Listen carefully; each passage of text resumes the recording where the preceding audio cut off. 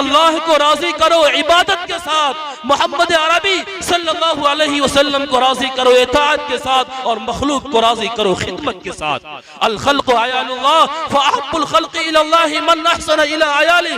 पूरी मखलूक ये अल्लाह का कुंबा है, और इस मखलूक में अल्लाह को सबसे ज्यादा महबूब और पसंदीदा वो है जो उसके कुंबे के साथ बेहतरी का मामला करने वाला हो, हुस्न सलूक करने वाला हो, उसके साथ हुस्न मामला करने वाला हो, उसके साथ हुस्न अखलाक का मामला करने वाला हो। वो इमाम अहमद अली लाहौरी कहते हैं एक जमाना वो था, इस कुरान की बरकत से आज ये हाल है कि मेरे घरों में ताइफ से फल आते हैं, और यहाँ से नहीं दुनिया के दूसरे मुल्कों से खाने के लिए आते हैं, और जो बड़े अमीर घराने की औरतें हैं वो हमारे घरों में तबर्रुक के तौर पर झाड़ू लगाने के लिए आती है। चलो मैं उस शेखुल कुरान के घर में, उस शेखुल तफसीर के घर में झाड़ू लगा दूं और मुझे भी कुछ बरकत मिल जाएगी।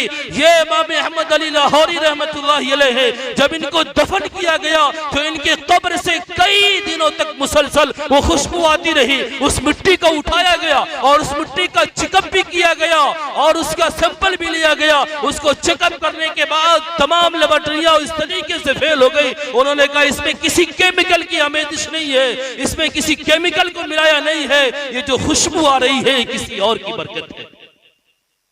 तो जो शख्स अपने आप को कुरान करीम के साथ वाबस्ता रखता है, कुरान करीम को साथ अपने आप को जोड़े रखता है, अल्लाह तबारक व तआला उसकी हिफाजत करता है। अल्लाह तबारक व तआला उन जगहों की भी हिफाजत करता है जहां पर कुरान पढ़ा और पढ़ाया जाता है। और अभी आप देखेंगे एक मंजर वो जो कल क़यामत के दिन पेश होगा। किसी कहने वाले ने बड़ी अच्छी बात कही कि कल क़यामत के दिन जब नफ्सा नफ्सी का आलम होगा, हर शख्स अपने में बिल्कुल से डूबा हुआ होगा, कोई किसी का पुरसाने हाल नहीं होगा। लिकुल्लि इम्रिइन मिनहुम यौमइदिन शानुन युगनी वजूहु यौमइदिन लिकुल्लि इम्रिइन मिनहुम शानुन युगनी। हर एक की अपनी अलग एक शान होगी, दूसरे से बेनियाज कर देगी, कोई किसी के करीब नहीं जाएगा। लेकिन एक हाफिज कुरान होगा, वो हाफिज कुरान अपने वालिदैन को तलाश कर रहा होगा, वो हाफिज कुरान अपने वालिदैन को उस जगह पे ढूंढ रहा होगा। क्यों ढूंढ रहा होगा? कि अभी इन्हें ताज करामत भी पहनाया जाना है, अभी वो इनाम से नवाजा जाना भी है। तो कल क़यामत के दिन वो हाफिज कुरान अपने वालिदैन को तलाश करेगा जिस दिन कोई किसी का पुरसाने हाल नहीं होगा। वहां पर अल्लाह तबारक व तआला उनके वालिदैन को ऐसा ताज अता फरमाएगा जिसके सामने सूरज और चांद की रोशनी भी मात पड़ जाएगी। और जब उनके वालिदैन को वो ताज पहनाया जाएगा, उसका एक हल्का सा नमूना भी आपके सामने दिखेगा जब उन हुफ़ाज़ कुरान के सरों पर दस्तार बांधी जाएगी। और ये तीन हाफिज कुरान जो कुरान करीम की हिफाजत पर, कुरान करीम की हिफाजत के लिए अपने सीने में कुरान करीम को बसाया है, अगर उसको मैं अपनी जबान में कहूँ, कुरान ने तो कहा इन्ना नहनु नज़्ज़लना ज़िक्र व इन्ना लहू लहाफ़िज़ून, हमने कुरान को उतारा है, कुरान की हिफाजत करने वाले हम ही हैं। इसी तरीके से जैसे एक मुल्क है उसकी हिफाजत करने के लिए बॉर्डर पर और उसकी मुल्क के किनारों पर फौजें मुतय्यन हुआ करती हैं और वो उसकी हिफाजत करते हैं। और ये लोग जो उस मुल्क में रहते हैं वो चैन की नींद सोते हैं। तो जो फौजी होते हैं उस मुल्क की हिफाजत करते हैं, उन्हें उस मुल्क का फौजी कहा जाता है। कहते हैं कि ये फला गवर्नमेंट की ये फौज है, ये कुरान करीम की हिफाजत के लिए जो अल्लाह तबारक व तआला ने हुफ़ाज़े कुरान की एक फौज तैयार की है। मुझे कहने दीजिए कि अभी सिर्फ 3 हाफिज़ कुरान नहीं बल्कि 3 खुदाई फौज के वो फौजी तैयार होंगे जिनके सरों पर अभी दस्तार बानी जाएगी। और आपके इस गांव से और आपके इस मकतब इस्लामिया से गोया कि सिर्फ 3 हाफिज़ कुरान नहीं बल्कि खुदाई फौज के 3 फौजी बनकर के तैयार होंगे और निकलेंगे अल्लाह तबारक व तआला के इस कलाम की हिफाजत करेंगे। मैं उनसे भी कहना चाहता हूँ, ये ना कहना और सिर्फ इसी पर बस ना करना कि बस हमने कुरान करीम अपने सीने में बसा लिया अब बस हो गया। नहीं, कुरान करीम को अपने सीने में महफूज किया है, अभी उसके उलूम को हासिल करना करना है, अभी उसके मारिफ को हासिल करना है, अभी उसकी तफसीर को हासिल करना है, अभी कुरान करीम हमसे क्या मुतालबा करता है, अभी हमने उसके अल्फाज को याद किया है, फिर उसके मानी को याद करेंगे। सिर्फ यहीं पर बस ना करना, अपने आप को यहीं पर ना रोकना, बल्कि ये कहना और अपना इल्मी सफर जारी रखना कि मैं रुकता कहाँ हूँ अर्शो फर्श की आवाज से, मैं रुकता कहाँ हूँ अर्शो फर्श की आवाज से, जाना है मुझे आगे बहुत हद परवाज से। और ये कहना कि हर मंजिल से आगे बढ़कर मंजिल तलाश कर, मिल जाए तुझको जो दरिया तो समंदर तलाश कर। अभी तो तुम्हें थोड़े से उसके अल्फाज याद हुए हैं, अभी इसके मानी बाकी है, अभी इसके उलूम बाकी है, अभी इसके उलूम को भी हासिल करना है और इसके अपने सीनों में बसाना है। अल्लाह तबारक व तआला ने कुरान करीम का पढ़ना भी, कुरान करीम को अपने सीनों में बसाना भी, और याद रखना कुरान करीम का इल्म अल्लाह तबारक व तआला उसे देता है जिसके साथ खैरियत का मामला करता है, जिसके साथ भलाई का मामला करता है। मैं युरिदिल्लाहु बिही खैरा युफक्किहु फिद्दीन, अल्लाह तबारक व तआला जिसके साथ भलाई का इरादा करता है उसे दीन की समझ देता है। इमाम मोहम्मद रहमतुल्लाहि अलैह का मुझे वाक़या याद आ रहा है कि इमाम मोहम्मद रहमतुल्लाहि अलैह जब उनको लाया गया इमाम अबू हनीफा रहमतुल्लाहि अलैह की मजलिस में शरीक कराने के लिए कि अब ये इस मजलिस में बैठेंगे और ये इमाम अबू हनीफा रहमतुल्लाहि अलैह के सामने जानिब तलम्मुस को तय करेंगे और यहाँ पर इल्म सीखेंगे। तो इमाम अबू हनीफा रहमतुल्लाहि अलैह ने कहा यहाँ पर बैठने के लिए सबसे पहली शर्त यह है कि बच्चा हाफिज कुरान हो, अगर हाफिज कुरान नहीं होगा फिर यहाँ पर उसको बैठने की इजाजत नहीं है। चुनांचे बच्चे को लेकर के वालिद साहब चले जाते हैं और एक हफ्ते के बाद फिर वापस आते हैं और कहते हैं इस बच्चे को शरीक दर्स कर लिया जाए, इस बच्चे को दरसगाह में बैठा लिया जाए, इस बच्चे को क्लासरूम में बैठने का परमिशन दिया जाए। कहते हैं मैंने अभी एक हफ्ता पहले कहा था जो बच्चा हाफिज कुरान होगा उसी को बैठने की इजाजत मिलेगी। कहा हजरत ये बच्चे ने इतनी मेहनत की है और इतनी मेहनत से कुरान को याद किया है, आप इसका इम्तिहान ले लीजिए, इम्तिहान में पास हो जाए आप इसको बिठा लीजिए। यानी एक हफ्ते में उन्होंने मुकम्मल कुरान करीम को याद कर लिया।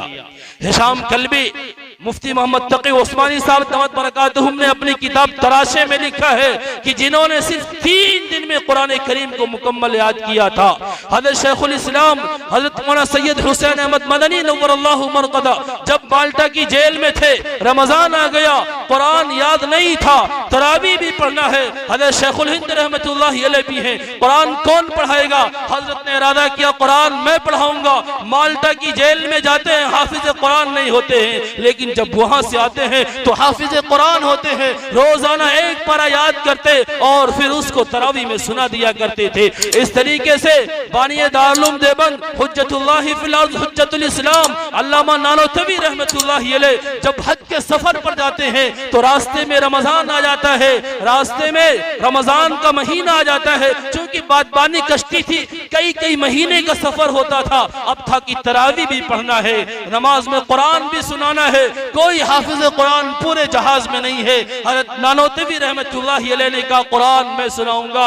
इस तरीके से वो महीना मुकम्मल होता है, वो सफर हज के लिए रवा दवा है, रमजान का महीना मुकम्मल होता है और मुकम्मल हाफिज कुरान हो जाते हैं। जब आदमी इरादा करता है, अगर हिम्मत करे, फिर क्या नहीं इंसान के बस में यह है कम हिम्मती जो बेबसी मालूम होती है। उलुल आज़मान दानिशमंद जब करने पे आते हैं, समंदर पाटते हैं, कोह से दरिया बहाते हैं। जब आदमी हिम्मत और इरादा कर ले और आज़म मुसम्मम कर ले तो अल्लाह तबारक व तआला उसके लिए सहल और आसान कर देता है। लेकिन शर्त यह है कि उसके अंदर हिम्मत और इरादा होना चाहिए, उसका इरादा पुख्ता होना चाहिए कि जवानों ये सदाएं आ रही हैं आबशारों से, चट्टाने चूर हो जाएं जो हो अज़्म सफर पैदा। अज़्म सफर और सफर का इरादा करके और पुख्ता इरादा करके उठिए। अल्लाह तबारक व तआला जिस तरीके से इन बच्चों ने अपने सीने में कुरान करीम को महफूज किया है, अल्लाह तबारक व तआला हमारे सीनों में भी कुरान करीम को महफूज करा देगा। शर्त यह है कि हम हिम्मत और इरादा करके उठ जाएं और इसके लिए अपने आप को तैयार करें और अपने आप को इसके लिए आमादा करें। याद रखना कुरान करीम यही वो किताब मैंने शुरू में भी कहा और फिर ये कह रहा हूँ कि कुरान करीम ही वो बुनियाद है, कुरान करीम ही वो मेयार है, कुरान करीम ही है कि जिस पर हमारी इज्जत और जिस पर हमारी जिल्लत मुनहसिर है। हम सोच ले कि कुरान करीम हमारा उसके साथ क्या सलूक है। हम कुरान करीम कितना पढ़ते हैं, कुरान करीम की कितनी तिलावत करते हैं। क्या हम रोजाना कुरान करीम को खोल करके पढ़ते हैं या सिर्फ हमने उसको मुर्दे की किताब बना दिया। जब किसी का इंतकाल होगा पूरे मोहल्ले में पारे तकसीम कर दिए जाएंगे, मदरसे के बच्चों को बुलाया जाएगा कि आओ हमारे घर कुरान पढ़ दो, या किसी दुकान का और किसी मकान का इफ्तिताह करना हुआ, लाओ यहाँ पर कुरान पढ़ दिया जाए। कोई बीमार हुआ तो लाओ इसके गले में इसकी तावीज बना करके डाल दिया जाए।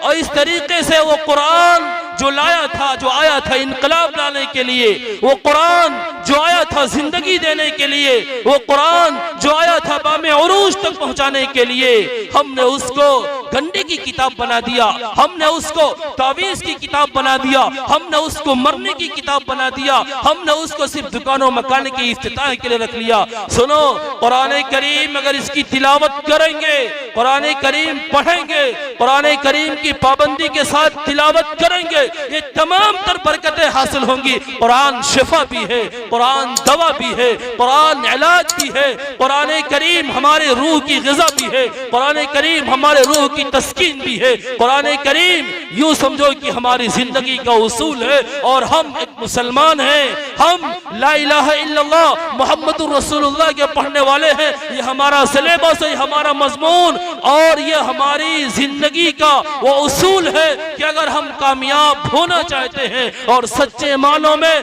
मुसलमान बन करके रहना चाहते हैं तो कुरान करीम को अपनाना होगा, कुरान करीम से अपने आप को वाबस्ता रखना होगा। कुरान करीम की आजमत का आप अंदाजा लगाएं, लौ अंज़लना हादल कुरान अला जबल लराइतहु खाशिया, कि अगर हम कुरान करीम को किसी पहाड़ पर उतारते तो तुम देखते कि पहाड़ किस तरीके से झुक रहा है, कुरान किस तरीके से, कुरान की वजह से पहाड़ झुक रहा है और वो अल्लाह के खौफ से रेजा रेजा हो जा रहा है, वो अल्लाह के खौफ से टुकड़े टुकड़े हो जा रहा है। सही है, कुरान करीम पढ़ा जाए, अल्लाह तबारक व तआला की रहमतें और बरकतें उतरती हैं। हजरत साबित बिन अजलानी अंसारी रजी अल्लाह तआला अन्हु रिवायत करते हैं कि अल्लाह के नबी सल्लल्लाहु अलैहि वसल्लम ने फरमाया, जहां पर कुरान पढ़ा जाता है, जहां पर कुरान पढ़ाया जाता है, जहां तक उसकी आवाज जाती है, अगर अल्लाह उस बस्ती पर अजाब भेजना चाहते हो, अल्लाह उस बस्ती से अजाब को उठा लेता है। हजरत उसैद इब्ने हुज़ैर रजी अल्लाह तआला अन्हु एक छोटा सा मकान है, जिंदगी गुजार रहे हैं और सामने घोड़ा भी बंधा हुआ है। तहज्जुद में उठते हैं, कुरान करीम की तिलावत करते हैं, तहज्जुद में उठते हैं, कुरान करीम को पढ़ते हैं। फिर क्या देखते हैं कि जो पढ़ा हुआ घोड़ा है वह बिदक रहा है। और चूंकि मकान बहुत बड़े नहीं हुआ करते थे, ऐसा नहीं कि अस्तबल कहीं और हो, रहने के लिए कोई अलग से उम्दा मकान हो, वो हजरत सहाबा किराम रिज़वानुल्लाहि ताला अलैहिम अजमईन की जिंदगियां थी, जिन्होंने इस तरीके से उसरत और तंगी में, चूंकि दुनिया की बेवकात और दुनिया की बेसबाती उनके दिलों के अंदर रची और बसी थी, उन्होंने इस तरीके से जिंदगी गुजार दिया। जब देखते हैं कि वो घोड़ा बिदक रहा है, फिर कुरान करीम को पढ़ना बंद किया, फिर देखते हैं घोड़ा साकित हो गया, फिर कुरान करीम पढ़ना शुरू करते हैं। तो जब कुरान करीम को पढ़ते हैं फिर घोड़ा बिदकने लगता है और इसी दौरान अब ये सोचते हैं कि ऐसा ना हो कि मेरे बेटे को ये तकलीफ पहुंचा दे, कुरान करीम पढ़ना बंद करते हैं। जब कुरान करीम पढ़ना बंद करते हैं फिर अपनी निगाह आसमान की जानिब उठाते हैं तो क्या देखते हैं कि जिस तरीके से कुमकुम की रोशनी होती है, जिस तरीके से छोटे छोटे बल्बों की लाइट और रोशनी होती है, ये आसमान की तरफ उठती हुई चली जा रही है। सुबह होती है,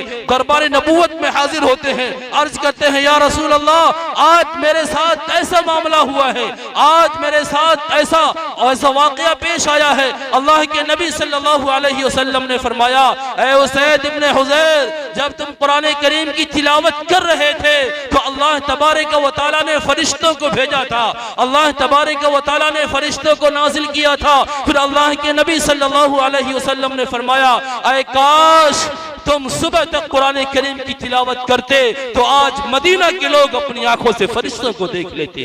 तो जहां पर कुरान करीम की तिलावत की जाती है, जहां पर कुरान करीम पढ़ा जाता है, कुरान करीम की तिलावत की जाती है, अल्लाह फरिश्तों को भेज देता है। और वो जबान हो, वो दर्द दिल से पढ़ा जाए, वो दर्दो कर्ब से पढ़ा जाए तो एक पत्थर दिल और कुफ्र दिल भी मोम हो जाता है और उसके सामने पसीजने पर मजबूर हो जाता है। एक बड़ी अजीब शख्सियत गुजरी है हमारे इस हिंदुस्तान की सरजमीन पर, जो सहरुल बयान, जादू बयान मुकर्रिर, जिसे दुनिया बुखारी के नाम से जानती है, वो सैयद अताउल्लाह शाह बुखारी रहमतुल्लाहि अलैह गिरफ्तार कर लिया गया और रामपुर की जेल में बंद कर दिया गया। जेलर ने कहा तुम्हारी सजा यह है कि तुम्हें चक्की चलानी है। जिंदगी भर जो कुरान पढ़ाया हो, कुरान के पैगाम को लेकर के चला हो, कुरान के पैगाम को लेकर के उठा हो। और उलमाए देवबंद के वाक़यात और करामात में तो एक अजीब व गरीब वाक़या लिखा हुआ। कहते हैं वो अहमद अली जालंधरी रहमतुल्लाहि अलैह थे, वो कश्मीर के अंदर एक मरतबा मुकीम थे। सुबह को तफरीह के लिए निकलते तो पहाड़ों की तरफ चले जाते। एक मरतबा कहते हैं कि मैं उनके ताक़ुब में गया और उनके पीछे पीछे चला गया तो क्या देखता हूँ कि हजरत अताउल्लाह शाह बुखारी रहमतुल्लाहि अलैह बिल्कुल जज्ब मस्ती के अंदर कुरान करीम की तिलावत कर रहे हैं और एक पहाड़ पर बैठकर जब कुरान पढ़ रहे हैं, दूसरे पहाड़ पर सांपों का एक पूरा जम्मे गफीर है और वो बिल्कुल से साकित है। देखते हैं तो पानी भी ठहरा हुआ, देखते हैं तो परिंदे भी ठहरे हुए। वो सुबह की बहुत ही भीनी भीनी हवाएं हैं, वो बादे सबा चल रही है और बिल्कुल से पुरसुकून माहौल है। और ये बैठ जाते हैं और इस मंजर को और इस समय को देखते हैं। जब कुरान करीम पढ़ना बंद करते हैं, वो सांप अपने सर को जमीन पर मारते हैं, यानी वो भी इनका शुक्रिया अदा करते हैं कि आपने हमें अल्लाह का कुरान सुनाया। फिर वापस चले जाते हैं, दरियाओं में रवानी आ जाती है। अताउल्लाह शाह बुखारी रहमतुल्लाहि अलैह ने कहा देखा तुमने, कुरान करीम की तासीर ये है कि अगर उस दर्द दिल से पढ़ा जाए, अगर वो दिल की आवाज से पढ़ा जाए तो इससे वो मखलूक भी रुक जाती है, चलता दरिया भी रुक जाता है। मैंने लोगों को इतना कुरान सुनाया, मैंने लोगों को इतना कुरान सुनाया, बातें सरसर को सुनाता वो थम जाता। मैंने लोगों को इतना कुरान सुनाया कि मेरे दाढ़ी के बाल जो स्याही से सफेदी में बदल गए, लेकिन मैं अपनी कौम की दिल की स्याही को सफेदी में ना बदल सका। रामपुर की जेल में बंद कर दिया जाता है। कहते हैं अब मैं क्या करूं, कहा ये चक्की तुम्हें पीसनी है। अब आप सोचे जिसका कभी चक्की से वास्ता ना हो, वो अल्लाह का कुरान लेकर के चला हो, लेकिन आईने जवां मर्दा हक गोई वो बेबाकी, अल्लाह के शेरों को आती नहीं रूबाही। कहते हैं कि मैंने चक्की पीसना शुरू किया, मैं वुजू करके आया और मैंने सोचा सिर्फ चक्की पीसूंगा तो मजा नहीं आएगा, चलो मैं अल्लाह का कुरान पढ़ता हूँ। कुरान पढ़ते पढ़ते मैं चक्की पीसूंगा। और जब सूरह यासीन की तिलावत की है और अपने उस पुरसोज आवाज में और पुरदर्द आवाज में जब सूरह यासीन की तिलावत की है, थोड़ी देर के बाद जेलर आता है और कहता है खुदा के वास्ते, कहता है जरा रहम करिए, अगर थोड़ी देर आपने और कुरान की तिलावत की, ये जो तुम पढ़ रहे हो अगर थोड़ी देर इसको और तुमने पढ़ा तो मेरा जिगर फट जाएगा, मेरा जिगर फट जाएगा, इसके बर्दाश्त करने की ताब नहीं ला सकता है। तो कुरान करीम की जब तिलावत की जाती है, कुरान करीम को जब पढ़ा जाता है और दर्द दिल से पढ़ा जाता है तो पत्थर दिल भी मम हो जाता है। वो कुफारे मक्का जो हर मुमकिन कोशिश करते थे कि अल्लाह के कुरान से रोक दिया जाए, अल्लाह के कलाम को पढ़ने न दिया जाए। वक़ाल अल्लज़ीना कफ़रू ला तस्मऊ लिहाज़ल कुरान वल्गौ फ़ीही लअल्लकुम तग़लिबून। वो काफिरीन का शेवा यह था, वो कहते भी थे कि जब कुरान पढ़ा जाए उसको मत सुनो, बल्कि जब कुरान पढ़ा जाए तो रोड़े अटकाओ, कुरान पढ़ा जाए तो तुम रोड़े अटकाओ, उसको न सुनो, लअल्लकुम तग़लिबून, तुम गालिब हो जाओगे, तुम बुलंद हो जाओगे। ये काफिरीन का शेवा था, लेकिन उसके बावजूद उनका हाल ये था उसके बावजूद उनका हाल ये था कि जब रात में अल्लाह के नबी सल्लल्लाहु अलैहि वसल्लम कुरान पढ़ते थे तो छुप छुप करके सुनते थे। वो सरदाराने कुरैश, जिन्हें अपने कौम का सरदार, अपने कौम का मुखिया कहा जाता, जो कुरान करीम के मिटाने के लिए, कुरान करीम को खत्म करने के लिए हर मुमकिन कोशिश करते थे, उनका हाल ये है कि कुरान करीम छुप करके सुनते हैं। एक दूसरे सरदार से मुलाकात होती है, कहाँ आए थे? कहा इस तरीके से आ गया, लेकिन पता ये चला कि सब कुरान सुनने के लिए आए थे। कहने लगे कि अब हम ये पक्का अहद करके जाएं और पक्का इरादा करके जाएं, अब दोबारा कुरान सुनने के लिए नहीं आएंगे। हम तो कुरान मिटाने के लिए हैं, कुरान मिटाने की कोशिश करते हैं। अगर कौम ने ये देख लिया कि रात में ये खुद कुरान सुनते हैं, रात में तो खुद कुरान की तिलावत के लिए जमा होते हैं, कौम क्या कहेगी? लेकिन जब दूसरी रात होती है फिर सब जमा हो जाते हैं, इसलिए कि कुरान करीम की लज्जत और कुरान करीम की चाशनी, कुरान करीम की हलावत से जो आशना हो जाता है, उसे बिला तिलावत कुरान की सुकून ही नहीं मिलता है। उसे कुरान करीम की तिलावत किए बगैर सुकून नहीं मिल सकता, जिसका दिल कुरान करीम की हलावत और चाशनी से आशना हो चुका हो।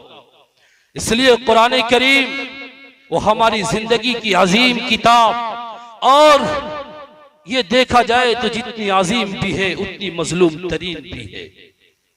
इसलिए इसका सबसे पहला हक ये है कि इस पर ईमान लाया जाए और इस बात का सिद्क़े दिल से इकरार व एतराफ किया जाए, कुरान अल्लाह का कलाम है, इसका एक एक हर्फ, इसका एक एक नुक्ता भी महफूज है, इसमें किसी तरह की कोई कमी बेशी नहीं है। कुरान करीम को इस तरीके से मानना, कुरान करीम को इस तरीके से इकरार व एतराफ करना, यह उसका सबसे पहला हक है। इसका दूसरा हक यह है कि कुरान करीम की तिलावत किया जाए, कुरान करीम को पढ़ा जाए।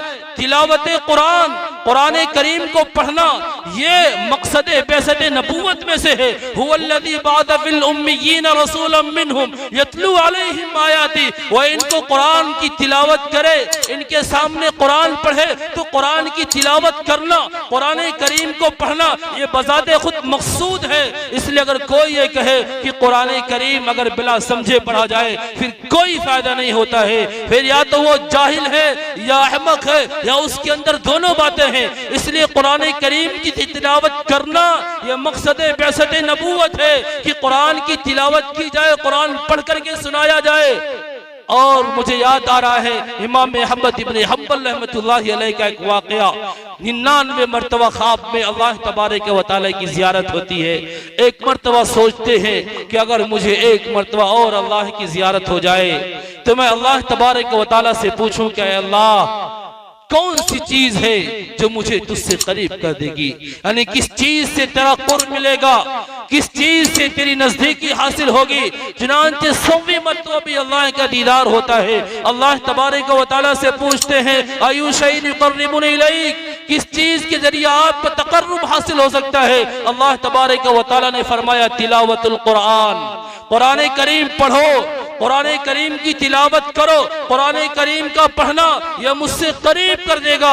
इसलिए कि कुरान करीम की तिलावत से दिलों का जंग भी दूर हो जाता है, कुरान करीम की तिलावत से दिलों का जंग दूर हो जाता है, दिल मुनव्वर हो जाता है, दिल मुजल्ला और मुसफ़्फ़ा हो जाता है। क़द अफ़लह मन ज़क्काहा व क़द ख़ाब मन दस्साहा। इसलिए अल्लाह के नबी सल्लल्लाहु अलैहि वसल्लम ने फरमाया इन्नल क़ुलूब तस्तऊ कमा यस्तऊल हदीद, कि इन दिलों पर भी जंग लग जाता है जैसे लोहे पर जंग लग जाता है। सहाबा किराम ने पूछा कि इन दिलों को जो जंग लग जाता है इसको दूर करने का, दिलों के मुनव्वर करने का क्या रास्ता है, इसका क्या आला है कि इनको दूर कर दिया जाए। अल्लाह के नबी सल्लल्लाहु अलैहि वसल्लम ने फरमाया कसरतु ज़िक्रिल मौत, कुरान करीम को मौत को कसरत से याद किया जाए, वो तिलावतुल कुरान और कुरान करीम पढ़ा जाए। मौत को कसरत से याद करना और कुरान करीम की तिलावत करना ये दिलों के नूरानियत का और दिलों के मुनव्वर होने का सबब है। इसलिए कुरान करीम की तिलावत करना ये बजाते खुद मकसूद है।